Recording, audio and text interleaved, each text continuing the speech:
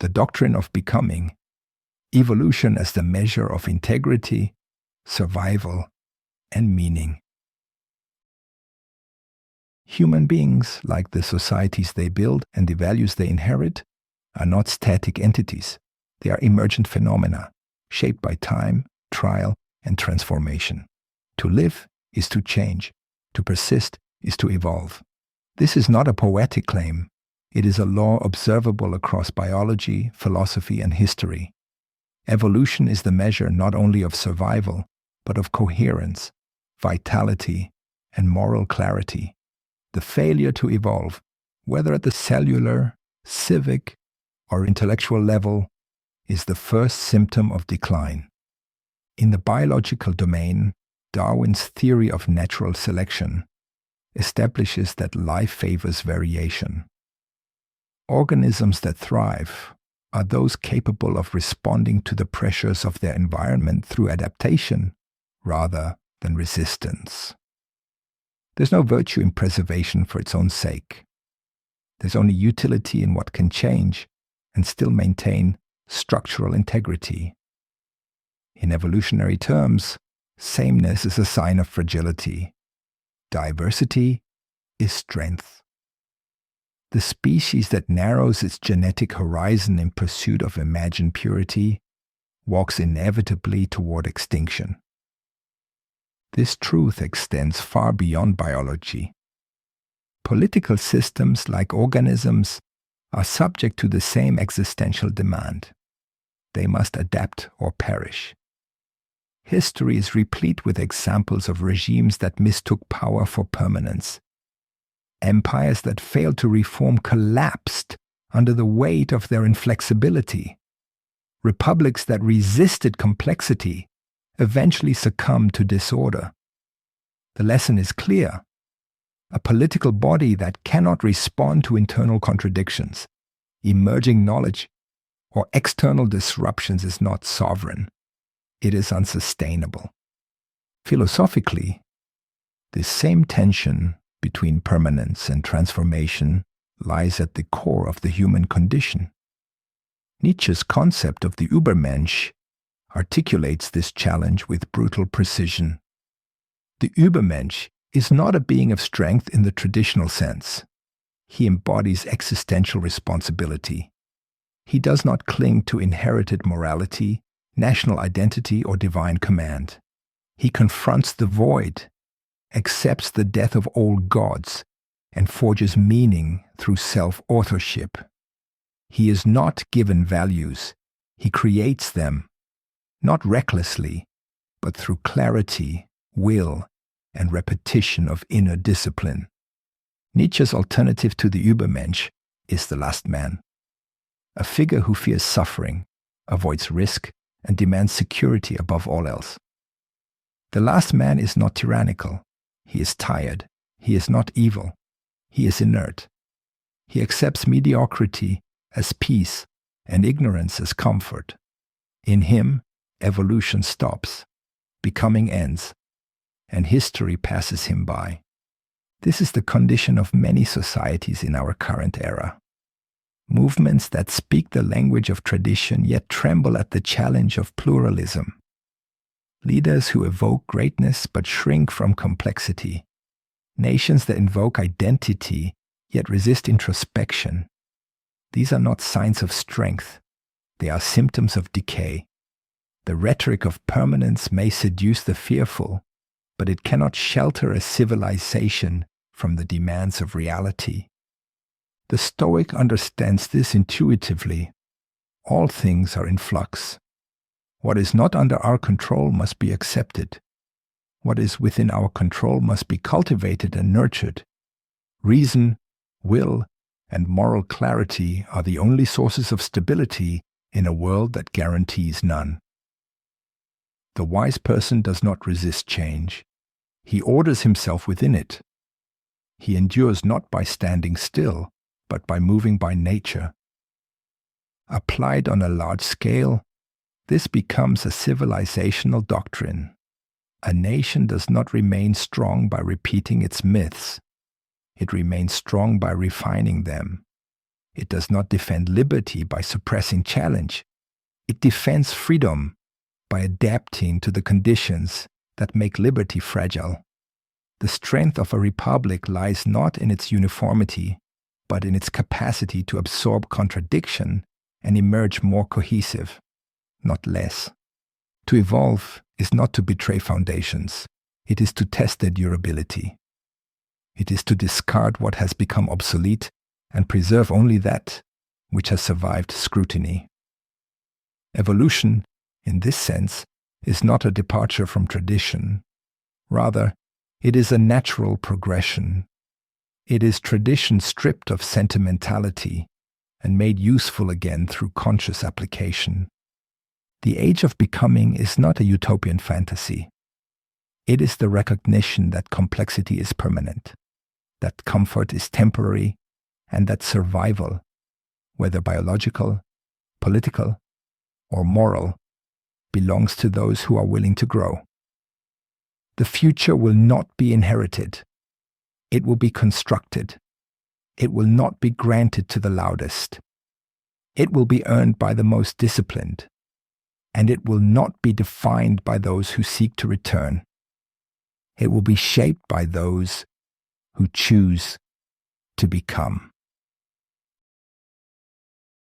Evolution embedded in the American constitutional framework.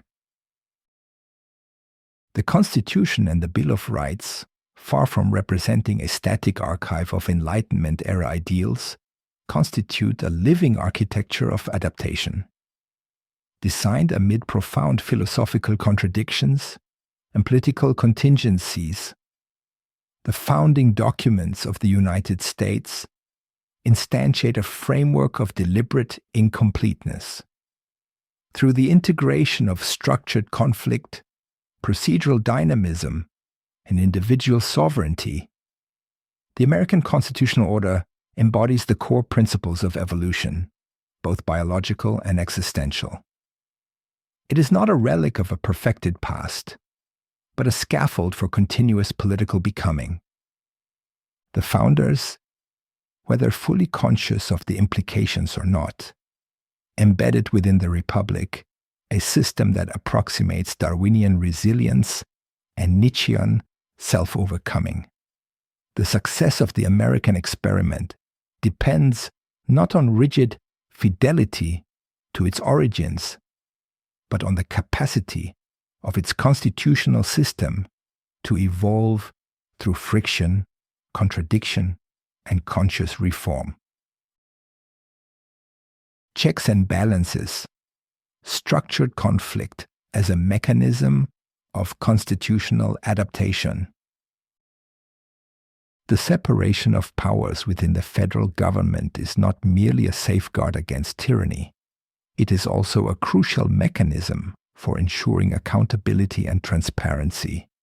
It is a mechanism for forcing institutional confrontation and systemic refinement. Each branch is empowered not only to function autonomously, but also to constrain and be constrained by the others. This interplay creates a perpetual state of productive tension, wherein authority is tested rather than presumed. Analogous to evolutionary pressure in biology, this system filters out impractical or ill-conceived policies by subjecting them to procedural contestation. The Republic evolves through deliberate inefficiency, a feature that ensures ideological monopolies cannot calcify into a permanent structure. One example of this is the following: the expansion of executive authority during times of crisis. Lincoln during the Civil War and FDR during the Great Depression, for example, and the subsequent judicial or legislative rebalancing reflect this built-in capacity for dynamic tension and readjustment. The Bill of Rights, individual conscience and the architecture of moral pluralism. The first 10 amendments do not simply enumerate liberties. They construct an epistemological space in which the individual is presumed to be the originator of moral and philosophical agency.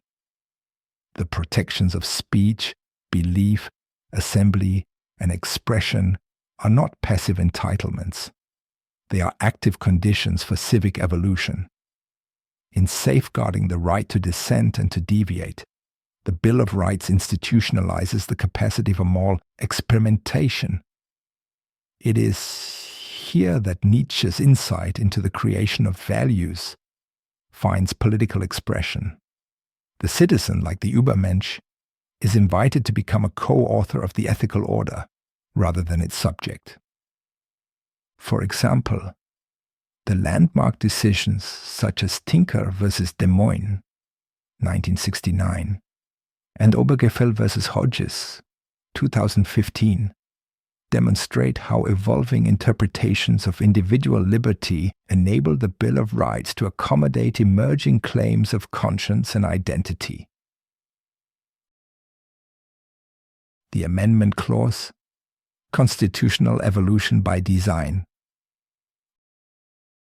Article 5 of the Constitution is perhaps its most philosophically radical feature. It affirms the impermanence of the document itself. Unlike dogmatic legal codes, the American Constitution anticipates its insufficiency.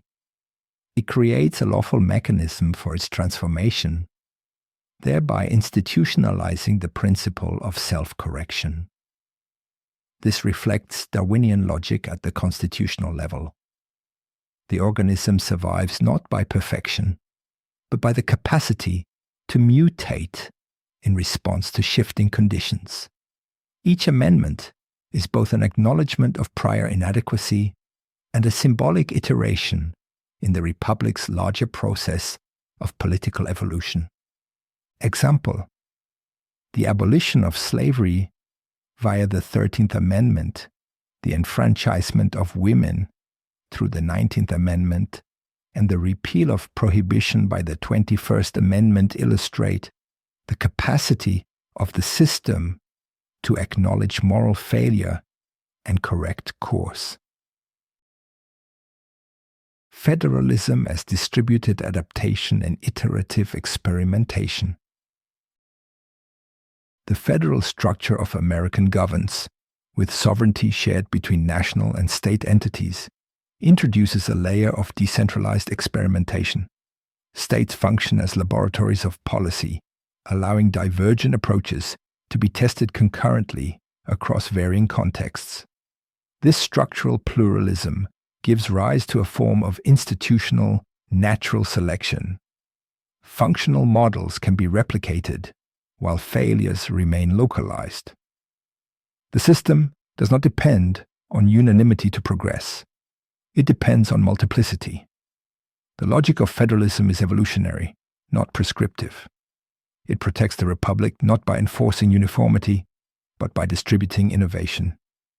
Example: progressive reforms in labor rights, environmental regulation, and marriage equality were piloted at the state level long before achieving federal recognition, demonstrating the generative potential of distributed governance.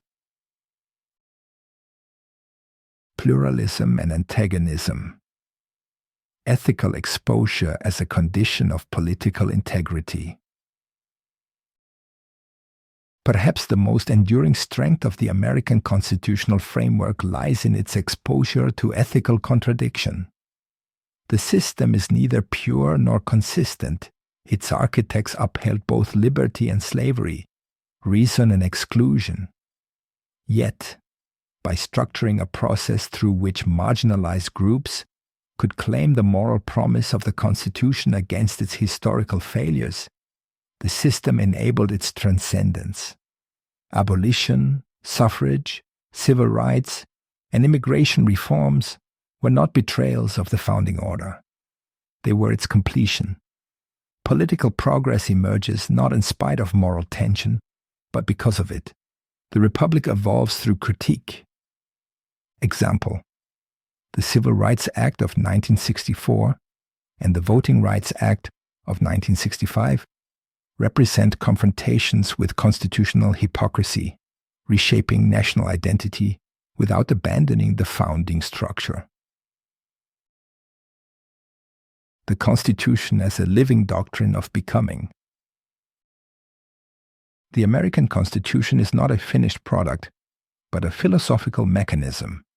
It is a system of ordered incompleteness, capable of absorbing complexity and refining its legitimacy over time.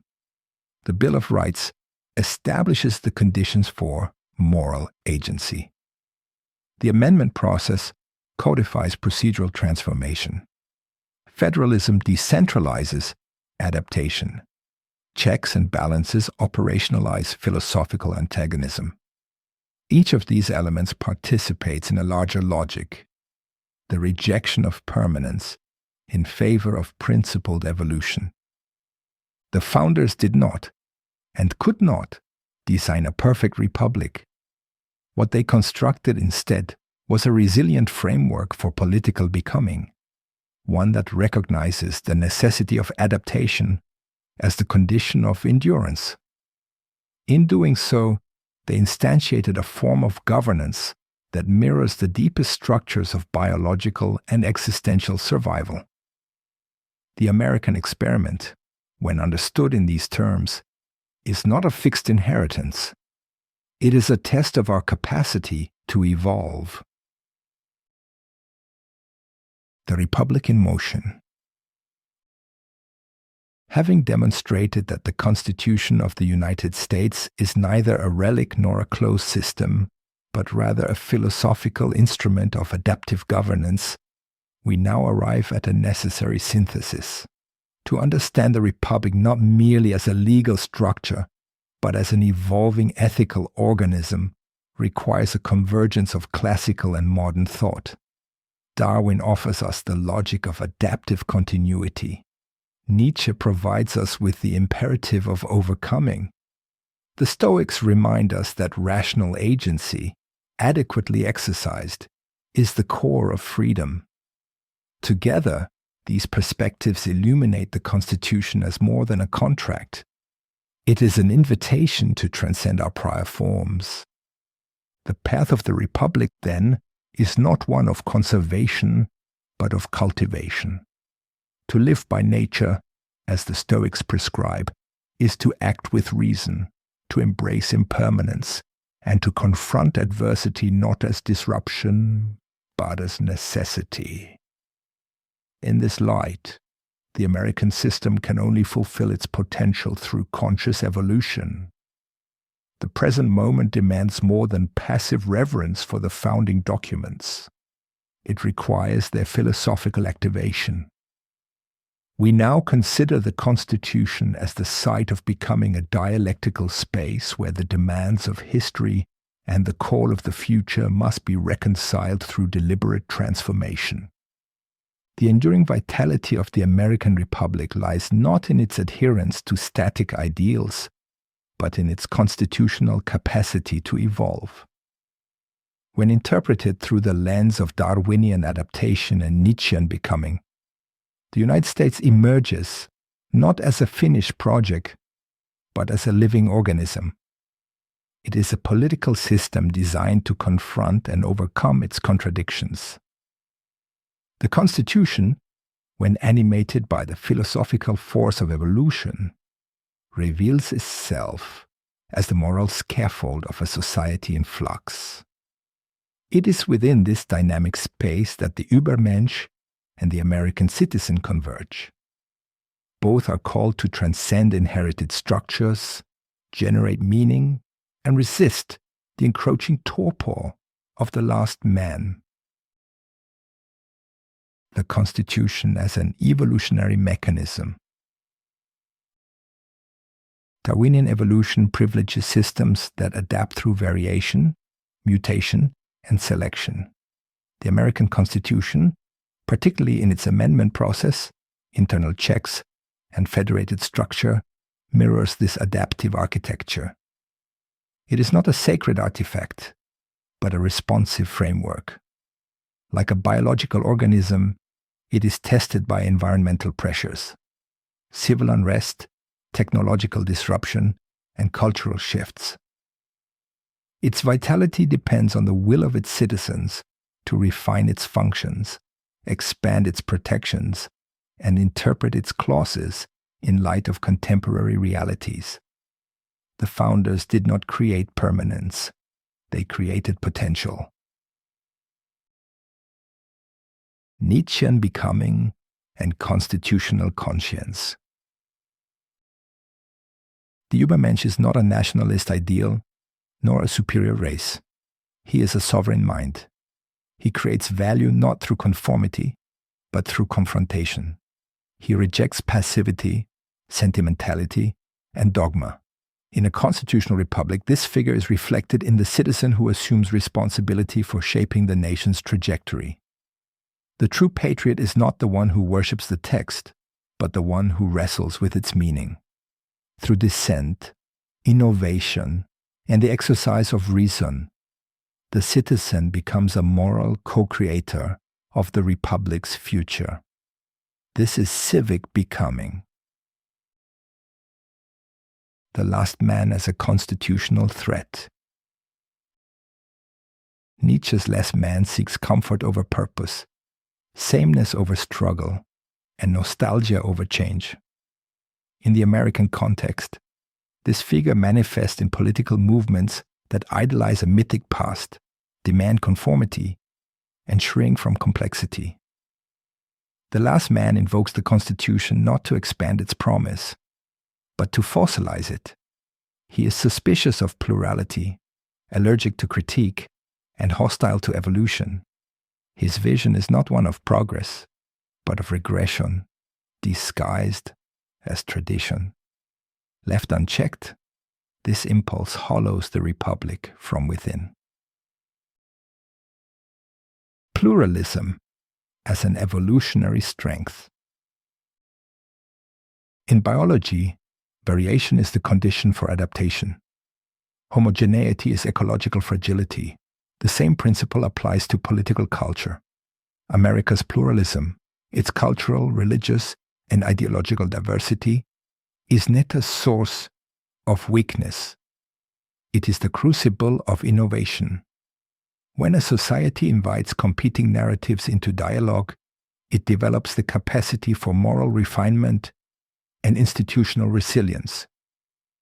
The Constitution, through its protections of speech, religion, and association, constructs the legal ecology necessary for this pluralism to thrive. Diversity is not a problem to be solved. It is a value to be celebrated. It is the condition of a living republic. The ethical challenge: becoming or decline. To evolve is to accept uncertainty. It is to move through contradiction without collapsing into nihilism or retreat. The American Republic now stands at a philosophical threshold. It must choose whether to remain a mechanism of becoming or to ossify into a theater of nostalgia. The Constitution provides the form, but it is the people who must animate the function. To become worthy of the system bequeathed by the founders, the citizen must become an agent of evolution. This requires discipline, moral clarity, and an unwavering refusal to succumb to the seductions of comfort and simplicity. Conclusion: a republic worth becoming. The United States is not an inherited asset. It is a structure built to accommodate transformation. Through the confluence of Darwinian realism, Nietzschean courage, and constitutional design, the republic can resist the decline promised by the last man. The Übermensch is neither a tyrant nor a technocrat. He is a citizen who dares to carry the weight of responsibility, to challenge obsolete norms, and to participate in the endless labor of becoming. In this light, America's greatest danger is not from enemies abroad, but from the failure to evolve. And its greatest hope is not found in a return to origins, but in the courage to forge what comes next. To embrace the labor of becoming is to reject the illusions of permanence It is to see the Republic not as a finished product, but as an ethical and institutional organism, shaped by its ability to interrogate, reform, and reimagine itself. Evolution is not merely a biological process. It is a civic obligation. The state must be renewed by each generation's capacity to withstand contradiction, transcend partisanship, and cultivate moral clarity amid disarray. The Constitution offers the scaffolding, but the animating force must come from a citizenry committed to conscious refinement. This is not a call for revolution in arms, but for revolution in mind.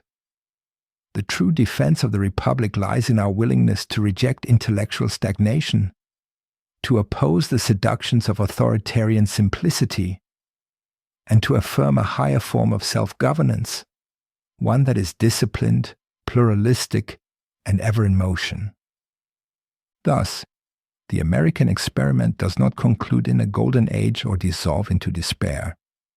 It persists conditionally through the integrity of its participants. We inherit not a destiny, but a demand to think better, to act more justly, and to become more fully human in the face of all that resists it. Kronos speaks one last time. Here ends the first season of The Voice of Kronos. Across these sessions, we have treated self-examination and historical inquiry as mutually reinforcing disciplines, testing personal narrative against evidence, and reading the past not as ornament but as method.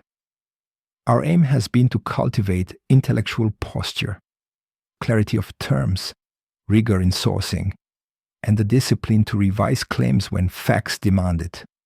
If any single lesson endures, it is that the work of the self and the work of history share the same grammar of careful attention, falsifiability, and moral seriousness. Thank you for joining me in this experiment in reflective scholarship. Your presence has turned monologue into dialogue and inquiry into practice. We will reconvene in January 2026 to continue the project of self-discovery, now with a stronger analytical toolkit. The coming season will deepen our engagement with historiography and moral psychology, refine our use of primary and secondary sources, and apply comparative frameworks to living questions of agency, responsibility, and meaning. Until then, I invite you to revisit the episodes as a working archive, note points of tension, and carry forward the habit of disciplined reflection that anchors this enterprise.